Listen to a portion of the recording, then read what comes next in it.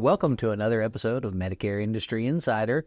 I'm Jalen Jackson. And I'm Rachel Brumeyer. And today we want to talk a little bit about something that is always a hot topic in the world of Medicare, something that probably your clients ask about more than anything else outside of Medicare itself, and that is dental, vision, and hearing, or DVH. Whether you're talking about extra services added onto a Medicare Advantage plan or a standalone policy, it is arguably the most asked about additional services when it comes to people on Medicare. So we want to talk a little bit about, people may be used to having this on a group plan. When they get to Medicare, they've got to make some decisions. Is a standalone dental, vision, hearing plan actually worth it? What does Medicare cover? What does it not cover? There's definitely been some changes the past couple years. So we're going to dive into all of that and talk a little bit about some of the pros and cons of dental, vision, and hearing insurance.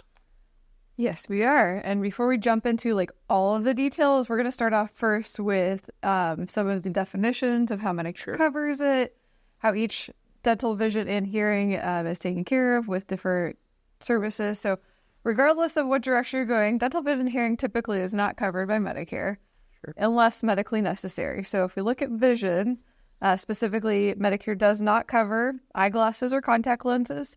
They do help pay for corrective lenses if you had cataract surgery, the implants and Intraocular. intraocular lens. I'm sorry. You're good. Yeah, so those corrected lenses or eyeglasses, you're going to get standard frames. You're going to get one set of contact lenses. That's kind of a one-time deal if you do end up having that Medicare-covered surgery. But beyond that, not a ton of coverage available. You will get some coverage for vision if you have diabetes and suffer from retinopathy. You'll get that screening once a year, and it's going to have to be done by an eye doctor who is legally allowed to do that test in your state, and one that accepts Medicare assignment. So definitely using that Find a Provider tool on Medicare.gov to make sure that you are getting coverage for that as needed.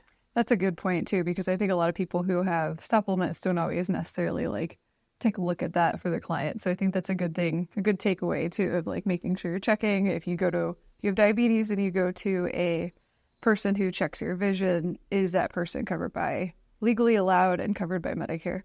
The other one is if someone has an eye disease and a condition, if you have age-related muscular degeneration. So there are a few teeny exceptions for vision. Essentially across the board, vision is not covered by Medicare.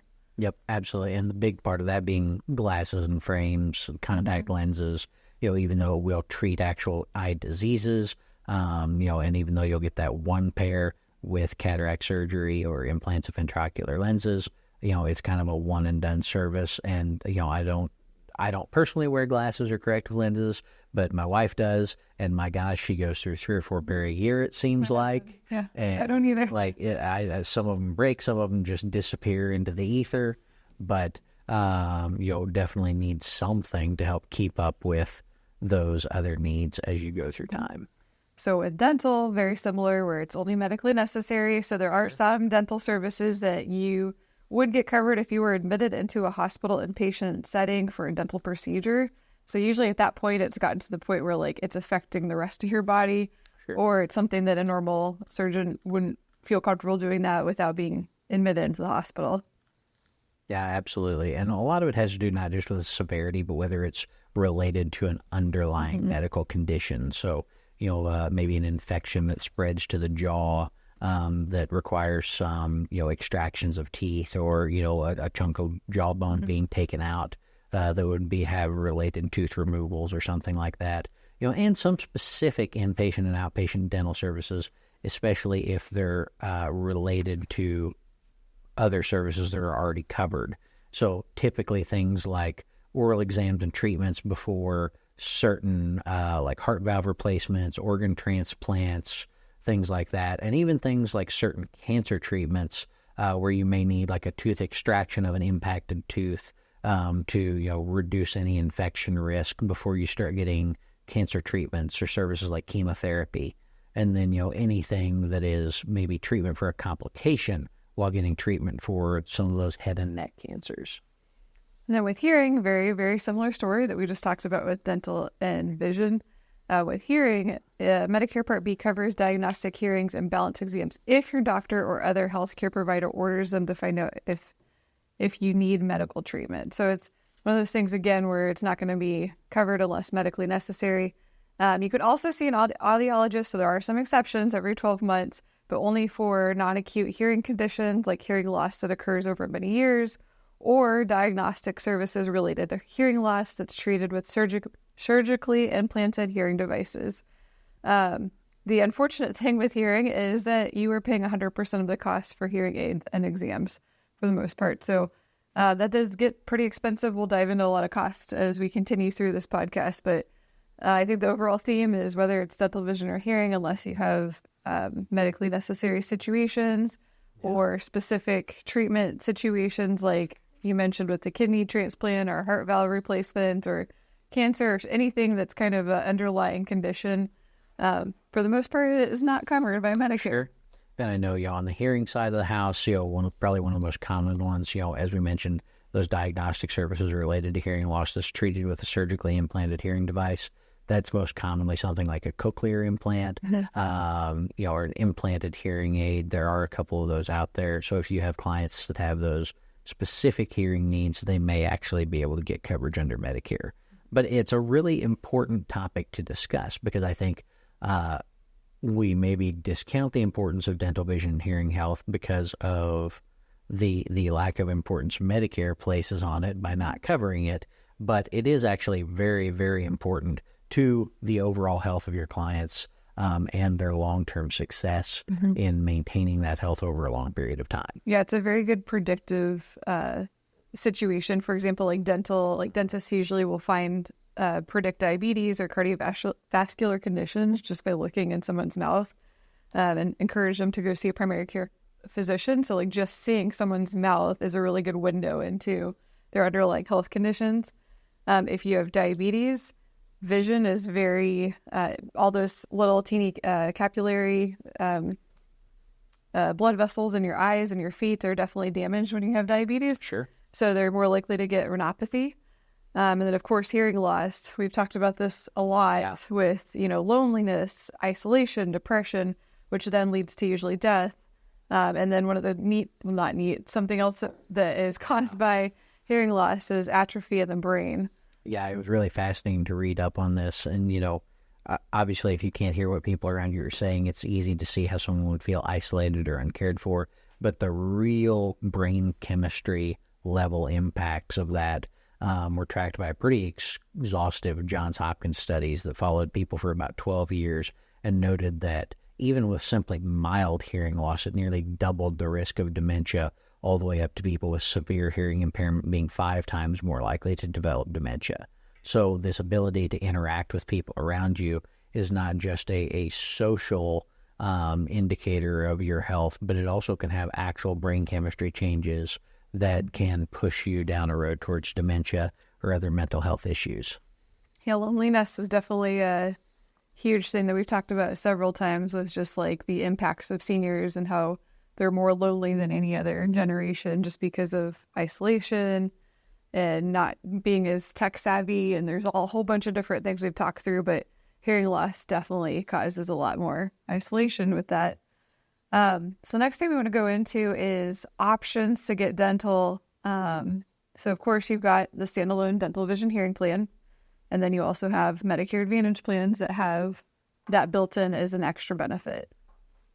Yeah, absolutely. So there's definitely a lot of considerations when you look at which type of plan someone might want. And there's definitely a lot of kind of concerns and confusions. A lot of folks find that one of the biggest challenges is whether it's a reimbursement style plan or a plan with a network, is there's this curious little thing called usual and customary charges. And it's really difficult. It's a magic term. It is. It's one of those lists of services and what is the typical charge for that service. And it is just really difficult to ever track one of those down. Some folks will tell you it varies from, zip code to zip code, state to state, region to region. Some folks will tell you that it's carrier to carrier. Some folks will say both. And if you ever find one, please do let me let me know, because they are difficult to get a hold of, at least in any consistent and reliable manner. I have seen a couple usual customary charts, but who uses that chart, I certainly couldn't tell you. And that definitely affects like how much you're actually getting reimbursed. So I think that is a very big confusion with a lot of seniors and probably agents too. But basically, if a service, for example, I'll just give an example. If it's a $300 service, usual and customary comes back and says, no, it's a $100 service. Then if your plan reimburses 80%, you're getting $80, not the $300. So that can cause some frustration and a little bit of confusion, especially since there's no way to track that we are aware of to track down some sort of consistent list. So the only way you can do is encourage your clients to reach out to the provider before they get their service done and ask, is this usual and customary? What is the price for usual and customary? And then backtrack to see how their plan specifically works. And you had mentioned earlier just like reimbursement or is a network. Network is definitely something that even if a MA plan has a dental vision hearing option, as an agent, it's important to at least check to see, like, is your dentist a network? Because we've run into situations where maybe the closest dentist is too far from that person. Yep. So, or if someone already has a dentist, they're not part of that participating network. Mm-hmm. You know, it's we've got someone in our office that love to say, you know, if you had the same person around in your mouth for 20 years, you're not about to change just because you got on Medicare. Yep. And that can be a big challenge. So, but even, you know, it's a concern where you can actually have this coverage under an MA plan, and, you know, that definitely reduces the likelihood of someone wanting to pick up a standalone plan. Mm-hmm. But if it's a plan you can't use, you know, that makes it really difficult to offer that benefit to someone, even if it's not easy for them to utilize or not available to them due to those network issues. And in some cases where we see that a plan will offer a non-network benefit, it can still be an issue because the client still has to pay that money up front and then file for reimbursement. So if you're talking about a low-income individual or even a moderate-income individual, fronting that bill and then waiting for that usual and customary reimbursement can be more than they can handle. Mm-hmm. That's a very good point. The other thing that you need to consider, too, is as an agent, sometimes filing claims are good and bad. The bad thing is it's additional work. The good thing is that helps you be the hero. There's a lot of situations where you're writing their insurance and they're going off into the sunset almost. Sure. In some cases where you may not see them again, having a plan like this where there is a claim can give you an opportunity to meet with that client, check to make sure if there's any major medical changes, or even if there's gaps or risks that they're not comfortable with. So it does definitely give you an opportunity to like meet with that person again. So it's just a matter of being familiar with the claims process, making sure that you double-checked either network or usual and customary and can prepare that client for potentially what they're getting back. But yeah, I mean, it's definitely a good option if you are wanting to add that extra customer service with that client. Yep. And, you know, if someone decides that for, you know, based on their needs or based on the coverage available to them, that using a plan, whether it's standalone or part of their MA plan, is not the good fit for them, there are definitely alternative options out there to help cover dental, vision, and hearing costs. You know, if they maybe have a lingering HSA with some money in it from their working years, or if they just want to pay out of pocket because they can afford it and can negotiate that cash pay price. Mm-hmm. And then, you know, similar to primary care clinics, we're seeing a lot more often dentists offering some sort of subscription service or concierge fee membership type deal where you can pay in X dollars over the course of a month to receive discounts, free services, things like that can make it a little more reasonable for someone to get that coverage or those services at least mm-hmm. at a lower rate than they might be able to through reimbursement or something else. Yeah, so there's definitely alternatives. We're going to dive into some costs because I think that sure. may help either an individual decide if dental, vision, hearing is worth it or not. But also the why behind a lot of these products too. So in terms of dental, there was a 2018 study and about half the Medicare beneficiaries did not go to a dental visit. And they said the main reason was because of cost. When they actually broke down what the average out-of-pocket spending was, it was only $874. So if having a dental product encourages them to go to the dentist where they may get things caught, such as, you know, diabetes or cardiovascular conditions, that may be worth just writing it right there just to encourage them to go, because now they don't feel like they have that out-of-pocket cost. Yep, absolutely. And if you look at that average out-of-pocket spending at $874, that is a good indicator of what someone may still pay out of pocket, even if they do have coverage potentially. Yeah. So, just understanding that most plans that are available, whether through an MA or standalone, aren't going to cover 100% of services other than your typical cleanings, maybe, every other year x-rays, things like that. It is going to be a cost-sharing proposition, no matter how they decide to get that coverage. So to jump into a more high-dollar option, we're looking at hearing. So this would be something you definitely want to talk to your clients if they have hearing issues or a family history of hearing issues, or maybe they're just a little concerned because they already are starting to have a little bit of symptoms. But hearing aids are very expensive. Yes, they are. You're looking at an average cost. When we did a little research, an average cost is close to about $2,500, but it can range from $1,000 all the way up to $6,000. So it's very expensive to get hearing aids. There are a lot of options. I know you mentioned like cochlear. I cannot talk to it. Or if it's just one that you like input, kind of like an ear pod or something like that. There's definitely different options, and the prices range. We found some very, very cheap ones all the way down to I think the cheapest one was we actually found Temu. Yeah.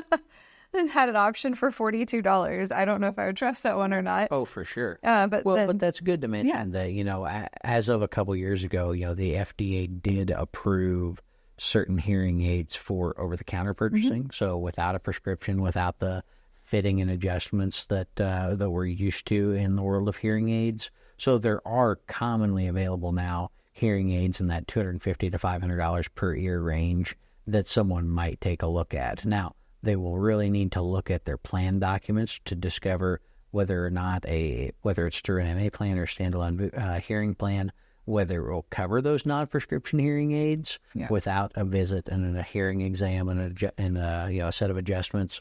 So they definitely need to look at what their coverage will actually provide for those OTC hearing aids, or whether it won't cover them.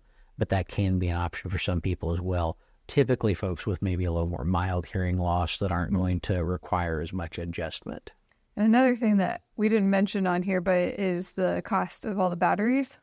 Yeah. And that is also another expense that you don't always think about when you are doing hearing aids, because it just adds up very quickly, and they usually die fairly quickly because you're using them all day long. Yep, absolutely. So hearing can be expensive, but again, with that untreated hearing loss, people are a lot more likely to experience higher overall health costs due to some of that cognitive and functional decline, even things as simple as, not being able to properly hear instructions or hear, guidance from people around them, getting frustrated and maybe inadvertently harming themselves due to that inability to hear what's going on around them. Yeah, so it definitely is one of those things that, if this is a history in your family, it may be worth picking up a dental vision hearing plan specifically just to help cover some of those expenses, because it can get very pricey. With vision, we had a lot of fluctuation depending on kind of how you get glasses, how you're getting care. We looked up specifically how is an eye exam covered without insurance. You can get eye exams all over the place. Costco, Target, Walmart, Lens Crafters, Sam's Club. There's a lot of different places. And the cost ranged from $45 to about $70 for those particular exams. I know personally, whenever I go get just a generic eye exam, it's $50. So right in the middle of that. Yep. So lots of different ranges, and that's paying without insurance. So if you had insurance, it would help cover some of those expenses. Absolutely. Anywhere in that $50 to $100 range is a good price for without insurance, just the cost of the exam itself. Now, of course, one of the big ways that providers like that make money is by selling glasses, selling contacts. So what we continue to see more and more is, really common to go to a provider, get that exam, get your prescription printed out for you, and then go to one of the many, many online retailers to buy your glasses or even your contacts. I know that's what my wife does. She uses Zenni Optical. There's Warby Parker. I buy Direct Easy Contacts, Glasses USA. There's dozens and dozens of online retailers that, of course, do your own research, make sure it's going to fit your needs, make sure it's going to provide the quality of products that you're looking for. but there are definitely a lot of places online to get those glasses where you can get, basic glasses and frames as cheap as $20 on up from there with any number of fancy anti-oil coatings or polarized coating.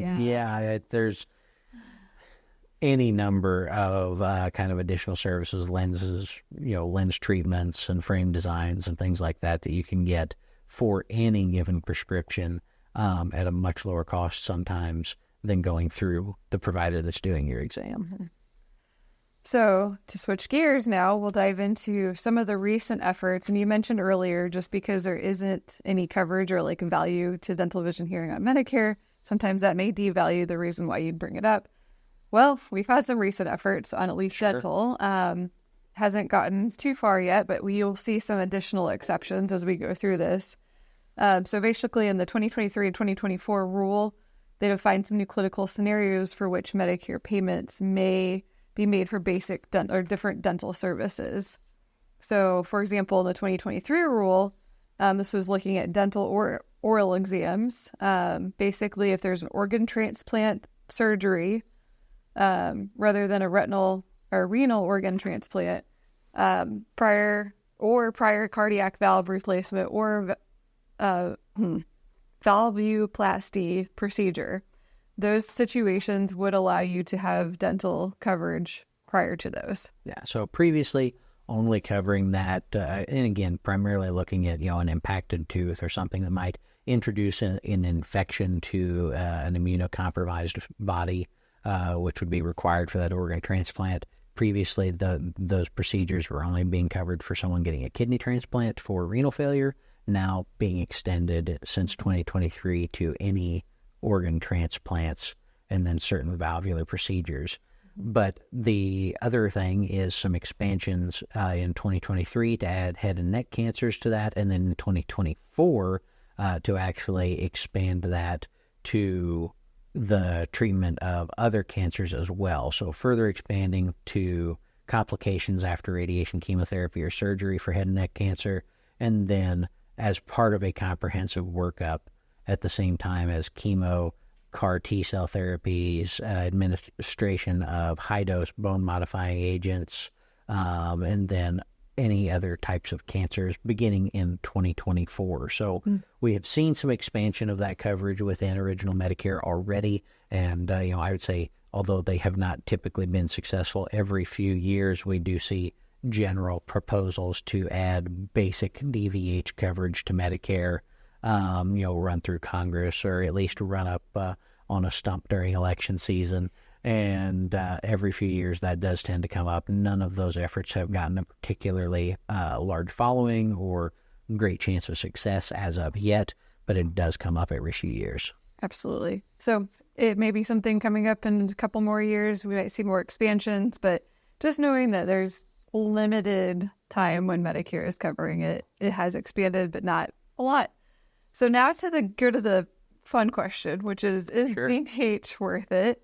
I know we mentioned it earlier of we'll discuss that a little bit, but based on some of the statistics we've told you, some of the cost expenses that your clients may incur, talking through family history, talking through networks, it's going to be a personal preference. It's definitely going to be something that your client's going to have to make that decision on. Yeah. Oftentimes, if they have been sold under 65, it's a very easy sale. You just have to say, are you used to having dental? They may just want to continue that coverage because they've always had it. But it is worth having that conversation if they're on the fence about pros and cons, a lot of the risks. Absolutely. And I think it's a discussion of just like as you would help someone make a choice between original Medicare and say a supplement compared to a Medicare Advantage plan. You're going to look at things like out-of-pocket costs. You're going to look at, is there a family history of dental, vision, and hearing needs? Are they comfortable with some of the alternative payment models like cash pay, HSA, if they're maybe confined in a subscription model? And also just kind of their goals. Is this someone who has an ongoing need? Unfortunately, we most commonly see people buy things like DVH when they really need it. Someone who's looking to get implants or dentures or something like that. So understanding that DVH is maybe a longer-term policy that typically is going to have limited coverage that first year, sometimes that first 2 years, and they'll ramps up from there. So is it something that they're buying because they might need it in the future or because they need it right now today, and whether that's going to be an effective way to solve their problem. Can't buy insurance after you've wrecked your car. So it's kind of the same scenario. You want to definitely pick out a dental plan with long-term goals in mind. So I think you brought up a very good point of it's not a immediate solution typically. Sure. Going through all of this, so I think the biggest takeaways I have is, there's a lot of opportunity with dental. It gives you the option to meet with them again with claims. It gives you the opportunity to be an advisor, kind of walk them through pros and cons. It even gives you an option to like network with local providers and maybe find if it's a Medicare Advantage plan, if they're a network, maybe educating and informing that claims and billings department of how the non-network dental plans work and that they can't accept them and kind of how those work. So they don't just reject clients if you send them to those people. No. So I think it's definitely an opportunity to be an advisor, to be a well-known person in the community, but it's not a great fit for every single person. So I think it's worth a discussion if the client is interested. Absolutely. I think number one takeaway is just as an agent, to understand the impact on the larger health situation that your client has and make that recommendation based on promoting their general health needs, not just based on new dentures or fancy eyeglasses or new hearing aids. Talk a little bit about the overall health impact, and then knowing how to work with those providers to get claims paid and make sure everyone knows what's going on. So with that, I think we'll wrap up this episode. Thank you, as always, for joining us on Medicare Industry Insider, and we'll see you next time.